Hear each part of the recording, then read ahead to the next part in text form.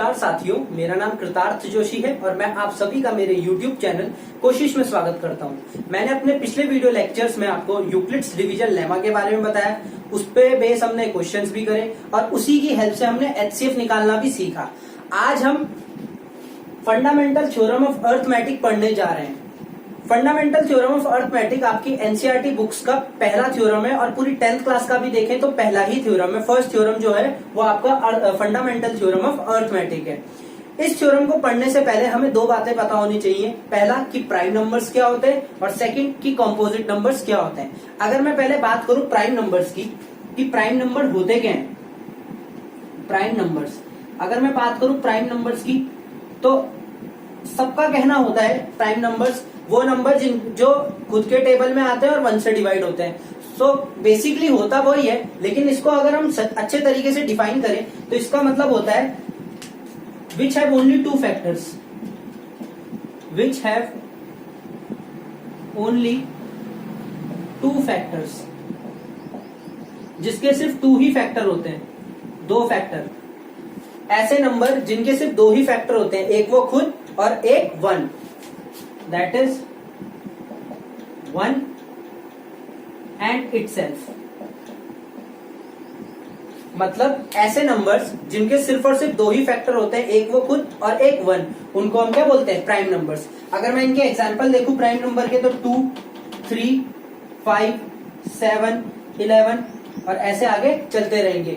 तो इन सभी नंबर्स को अगर आप देखें तो 2 हो गया, 3 हो गया, 5 हो गया, 7 हो गया, 11 हो गया, ऐसी 13 भी है। सो ये नंबर क्या है, ये सिर्फ इनके सिर्फ 2 ही फैक्टर है, एक वो 1 क्योंकि 1 के टेबल में आते हैं और एक ये खुद के टेबल में आते हैं। मतलब इनके सिर्फ 2 ही फैक्टर है, एक 1 और एक ये खुद।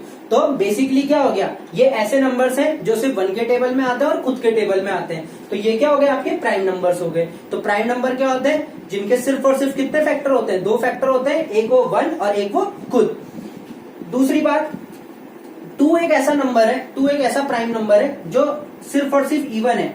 2 को छोड़ के बाकी सारे जितने भी प्राइम नंबर्स हैं वो सारे ऑड नंबर्स हैं। 2 को छोड़ के बाकी सारे प्राइम नंबर जो है ऑड नंबर है। 2 ओवरऑल सबसे छोटा जो प्राइम नंबर है वो आपका 2 है। सबसे छोटा जो प्राइम नंबर है वो आपका 2 है और जो इवन प्राइम नंबर है वो भी आपका क्या है, 2 है। 2 ही सारे प्राइम नंबर्स में इवन है, बाकी सारे प्राइम नंबर्स ऑड है। सबसे छोटा प्राइम नंबर भी 2 है। लेकिन अगर पूछा जाए कि सबसे छोटा ऑड प्राइम नंबर कौन सा है, तो ऑड प्राइम नंबर की अगर मैं बात करूं तो 3 सबसे छोटा ऑड प्राइम नंबर है। लेकिन जो अगर पूछा जाए सबसे छोटा प्राइम नंबर तो वो 2 है। सबसे छोटा ऑड प्राइम नंबर आपका 3 है और सबसे छोटा प्राइम नंबर जो जब पूछा जाएगा तो आपका क्या है, 2 है। तो prime numbers are those numbers which have only 2 factors, 1 and itself. ठीक है, तो प्राइम नंबर्स क्या होते हैं, जिनके सिर्फ 2 ही फैक्टर्स होते हैं, एक 1 और एक वो खुद। अब बात करते हैं हम कॉम्पोजिट नंबर्स की कि कॉम्पोजिट नंबर्स क्या होते हैं। कॉम्पोजिट नंबर्स की बात करें तो कॉम्पोजिट नंबर्स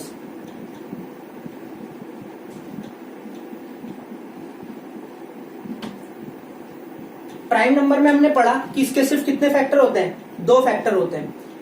अब कॉम्पोजिट नंबर क्या होते हैं, जिनके 2 से ज्यादा फैक्टर होते हैं। जिनके 2 से क्या होते हैं, ज्यादा फैक्टर होते हैं, उनको हम क्या बोलते हैं, कॉम्पोजिट नंबर्स होते हैं। Which have more than 2 factors, जिनके 2 से ज्यादा फैक्टर्स होते हैं। प्राइम नंबर में सिर्फ 2 ही फैक्टर होते हैं और कॉम्पोजिट नंबर में 2 से ज्यादा फैक्टर होते हैं, 3, 4, 5, 6 कितने भी हो सकते हैं। तो ऐसे नंबर जिनके 2 से ज्यादा फैक्टर्स होते हैं उनको हम क्या बोलते हैं, कॉम्पोजिट नंबर्स बोलते हैं। ऐसे नंबर जिनके 2 से ज्यादा फैक्टर्स होते हैं उनको हम क्या बोलते हैं, कॉम्पोजिट नंबर। जैसे 4, फिर 6, फिर 9, 8, ये सारे आपके क्या है, कॉम्पोजिट नंबर्स हैं। क्यों है, देखिए 4 को देखें तो 4 का क्या हो गया, एक तो 2 हो गया फैक्टर, एक 1 हो गया फैक्टर और 4 खुद हो गया फैक्टर। 6 की बात करें तो 1 भी है, 2 भी है, 3 भी है और 6 भी है। तो इनके क्या हो गए, 2 से ज्यादा फैक्टर आ रहे हैं ना। 4 के अगर 2 ही फैक्टर होते तो मैं इसको प्राइम बोलता, लेकिन इसके 2 से ज्यादा फैक्टर आ रहे हैं इसलिए ये प्राइम नंबर नहीं है। ये हमारा कौन सा नंबर है, कॉम्पोजिट नंबर है। क्यों है, क्योंकि 4 के 2 से ज्यादा फैक्टर है। कॉम्पोजिट नंबर मैंने आपको बताया विच है मोर देन 2 फैक्टर्स, जिनके 2 से ज्यादा फैक्टर्स होंगे वो हमारे कॉम्पोजिट नंबर्स होंगे। तो 4 से ज्यादा फैक्टर कैसे हैं?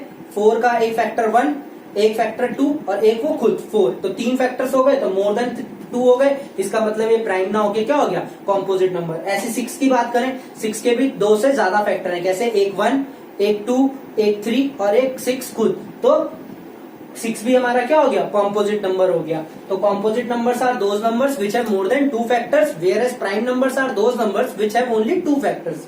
तो कॉम्पोजिट नंबर्स क्या हो गए हमारे? जिनके 2 से ज्यादा फैक्टर्स होते हैं, और प्राइम नंबर जिनके सिर्फ और सिर्फ 2 ही फैक्टर्स होते हैं।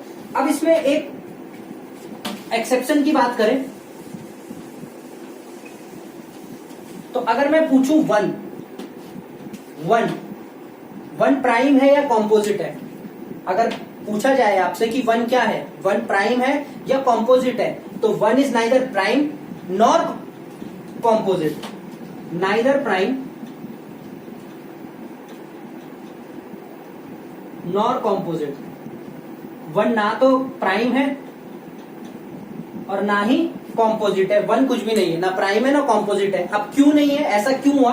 देखिए, प्राइम के लिए मैंने बोला कि कितने फैक्टर होने चाहिए? कम से कम 2 फैक्टर होने चाहिए, या प्राइम के सिर्फ 2 फैक्टर होते हैं और कॉम्पोजिट के 2 से ज्यादा फैक्टर होते हैं। अब 1 सिर्फ अपने ही टेबल में आता है, तो ये तो प्राइम की कंडीशन को पूरा ही नहीं कर पा रहा है। क्यों नहीं कर पा रहा है? क्योंकि मैंने बोला प्राइम के 2 फैक्टर होने चाहिए प्राइम नंबर के लिए, जिसके 2 फैक्टर होते हैं, एक 1 और एक खुद। तो 1 तो ये हो गया और खुद भी यही 1 ही है, तो इसका मतलब इसके 2 फैक्टर तो किसी भी हालत में हो ही नहीं सकते। तो जब ये प्राइम की ही कंडीशन सेटिस्फाई नहीं कर रहा है, मतलब 2 ही फैक्टर नहीं हो पा रहे, तो 3 तो क्या ही होंगे, 2 से ज्यादा तो क्या ही होंगे।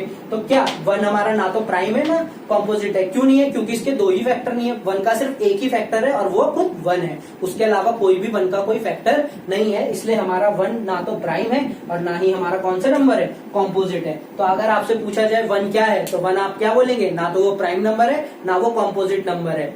ठीक है। और प्राइम नंबर क्या होते हैं? जिनके सिर्फ 2 फैक्टर्स होते हैं, और कॉम्पोजिट नंबर्स क्या होते हैं? जिनके 2 से ज्यादा फैक्टर्स होते हैं। 2 क्या है हमारा? सबसे छोटा इवन प्राइम नंबर है, और सबसे छोटा प्राइम नंबर भी 2 है, और सबसे छोटा ऑड प्राइम नंबर कौन सा है हमारा? 3 है। सो ये रही बात प्राइम नंबर्स और कॉम्पोजिट नंबर्स की। अब आते हैं हम अपने थ्योरम पे कि थ्योरम क्या बोल रहा है। अब आपको समझ में आ जाएगा कि मैंने थ्योरम पढ़ाने से पहले मैंने आपको ये बातें क्यों बताई। देखिए, थ्योरम क्या बोल रहा है? एवरी कॉम्पोजिट पॉजिटिव इंटीजर, तो कॉम्पोजिट नंबर आ गया ना, इसमें कॉम्पोजिट नाम आया, तो एवरी कॉम्पोजिट पॉजिटिव इंटीजर, जितने भी पॉजिटिव कॉम्पोजिट इंटीजर हैं, कॉम्पोजिट माने जिनके 2 से ज्यादा फैक्टर होंगे, मान लीजिए n पॉजिटिव कॉम्पोजिट इंटीजर्स हैं आपके, can be expressed as a product of primes. I बताऊंगा मैं कि प्रोडक्ट ऑफ प्राइम्स का मतलब क्या हुआ। Every composite positive integers n can be expressed as a product of primes and this factorization is unique. This factorization is unique apart from the order in which prime factors occur. ठीक है। तो कहने का मतलब क्या है? जितने भी कॉम्पोजिट नंबर्स हैं, कहने का मतलब जितने भी इस दुनिया में कॉम्पोजिट नंबर्स हैं, मैथमेटिक्स में जितने भी कॉम्पोजिट नंबर्स हैं, उन सबका अगर मैं प्राइम फैक्टराइजेशन निकालूं, याद रखिएगा प्राइम फैक्टर का प्राइम फैक्टराइजेशन नहीं निकाल सकते आप। हमेशा किसका प्राइम फैक्टराइजेशन निकालेंगे? कॉम्पोजिट नंबर का ही क्या निकालेंगे? प्राइम फैक्टराइजेशन निकालेंगे। सो कॉम्पोजिट नंबर जितने भी हैं इस दुनिया में, अगर मैं उन सबका प्राइम फैक्टराइजेशन करूं, तो सबका जो प्राइम फैक्टराइजेशन होगा वो सबका क्या होगा? अपने आप में यूनिक होगा। मतलब किन्हीं भी 2 नंबर्स का प्राइम फैक्टराइजेशन सेम नहीं हो सकता।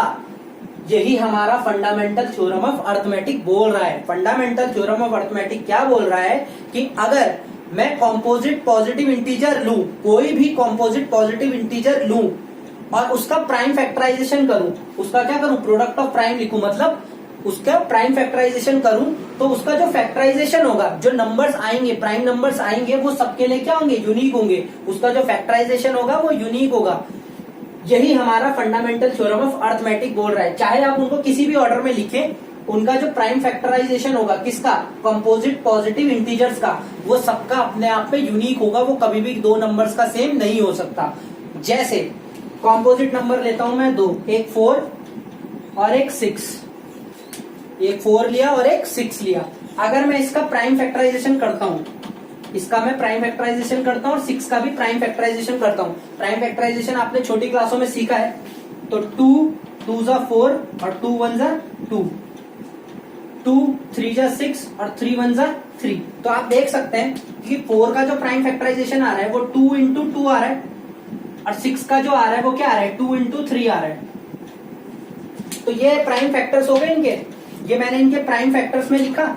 ये कॉम्पोजिट नंबर था मेरा, ये भी मेरा कॉम्पोजिट नंबर था, ये इनके मैंने प्राइम फैक्टराइजेशन में तोड़ा, ये भी मैंने इनको प्राइम फैक्टराइजेशन करा इनका। तो क्या आया, ये एक हमारा यूनिक नंबर आया, ये भी यूनिक है और ये भी अपने आप में क्या है, यूनिक नंबर है। सो कोई भी इस दुनिया में कॉम्पोजिट नंबर है। अब अगर आप मेरे से पूछें कि 2 का मैं प्राइम फैक्टर निकालूं तो क्या निकालूंगा मैं 2 का प्राइम फैक्टर, 1 से तो जाएगा नहीं, 2 1 जा 2 हो गया। तो 2 को तो मैं प्राइम फैक्टराइजेशन कर ही नहीं सकता ना, क्योंकि 1 ना मेरा प्राइम है ना कॉम्पोजिट है, 2 का तो 2 ही होगा ना, उसको मैं प्राइम फैक्टर में कैसे तोड़ दूं।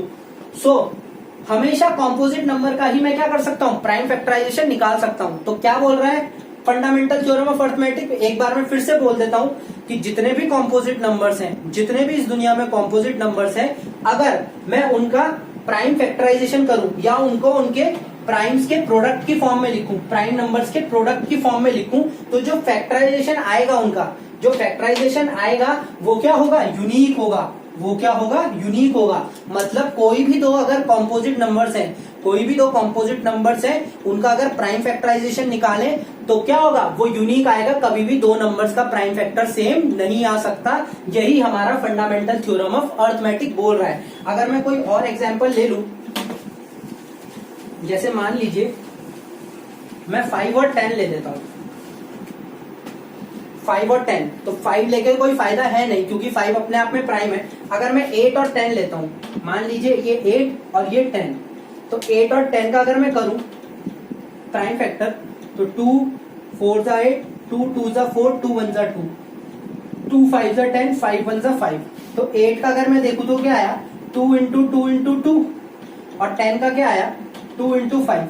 तो देख लीजिए ये भी एक यूनिक आया और ये भी यूनिक आया। मतलब 2 इंटू 2 इंटू 2 किसी और नंबर का हो ही नहीं सकता, क्योंकि अगर आप देखो इन तीनों को मल्टीप्लाई करो 8, इन तीनों को मल्टीप्लाई करके कोई और नंबर आ ही नहीं सकता, इसलिए ये सिर्फ 8 का ही है। 2 इंटू 5, 10 का क्या है, 2 इंटू 5, किसी और नंबर का 10 के अलावा किसी और नंबर का अगर मैं फैक्टराइजेशन करूं तो 2 इंटू 5 किसी और नंबर का कभी भी आ ही नहीं सकता। क्यों नहीं आ सकता आप खुद देख लीजिए। 2 इंटू 5 अगर मैं करूं, 2 इंटू 5 अगर मैं करूं तो 10 ही तो आएगा, 10 के अलावा कोई और नंबर आ ही नहीं सकता। इसलिए क्या होता है, ये जो प्राइम फैक्टराइजेशन होता है किसी भी कॉम्पोजिट नंबर का, वो यूनिक होता है। ये कौन बोल रहा है, हमारा फंडामेंटल थ्योरम ऑफ अरिथमेटिक। ये हमारा बहुत इंपॉर्टेंट थ्योरम है। क्यों, क्योंकि इस पे बेस हमें क्वेश्चन आगे करने को मिलेंगे, इसलिए ये हमारा बहुत इंपॉर्टेंट थ्योरम है। अब अगर मैं बात करूं एक फॉर्मूले की,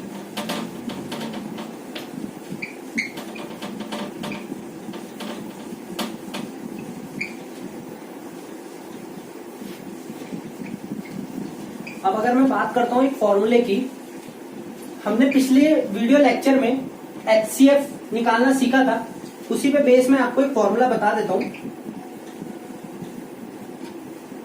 ये फॉर्मूला आपने बचपन में भी पढ़ा होगा, मैं एक बार फिर से बता देता हूं। LCM into HCF equal to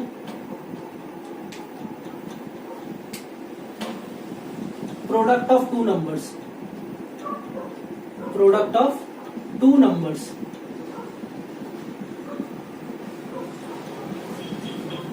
मान लीजिए हमारे पास दो नंबर दे रखे हैं, मान लीजिए हमारे पास दो नंबर दे रखे हैं 6 और 10, और बोला गया कि इन दोनों का हमारे पास HCF भी है LCM भी है। मान लीजिए HCF दे रखा है, इन दोनों का मेरे को अगर HCF दे रखा है और LCM पूछा हुआ, ये दो नंबर मेरे पास है, मेरे से इसका HCF दे रखा है। अगर मैं इसका HCF निकालूं, 2 3 जा 6, 3 1 जा 3, देखिए प्राइम फैक्टर करें, 2 5 जा 10, 5 1 जा 5। तो अगर मैं इसका HCF देखूं तो 2 HCF आ जाएगा इसका HCF कितना आ गया, इन दोनों का जो HCF आएगा वो कितना आ जाएगा, 2 आ जाएगा HCF। तो अगर मेरे से बोला जाए मेरे पास दो नंबर है 6 और 10, कौन कौन से, 6 और 10, इन दोनों का मेरे को बोल दिया एचसीएफ कितना है 2 है, इन दोनों का एचसीएफ कितना बोल दिया 2 बोल दिया, और हमें बोला हुआ इसका एलसीएम निकालो। तो मैं कैसे निकालूंगा, सीधा सीधा मेरे पास ये फॉर्मूला है, इस फॉर्मूले में वैल्यू पुट करूंगा और आंसर निकाल दूंगा। देखिए कैसे, एलसीएम इनटू एचसीएफ अभी मैंने बताया कितना 2 equal to product of two numbers, ये जो दो नंबर दे रखे हैं कितना 6 इंटू 10, तो एलसीएम इक्वल टू कितना हो जाएगा 6 इंटू 10, और ये 2 इसके डिनोमिनेटर में चल जाएगा क्रॉस मल्टीप्लाई करके, 2 1 2 2 3 6, तो एलसीएम कितना आ गया 30। तो ये जस्ट एक एग्जांपल मैंने आपको बताया कि किस तरीके से फॉर्मूला यूज हो सकता है। अब इस फॉर्मूले में एक्सेप्शन क्या है, ये फॉर्मूला सिर्फ 2 ही नंबर के लिए क्या है वैलिड है।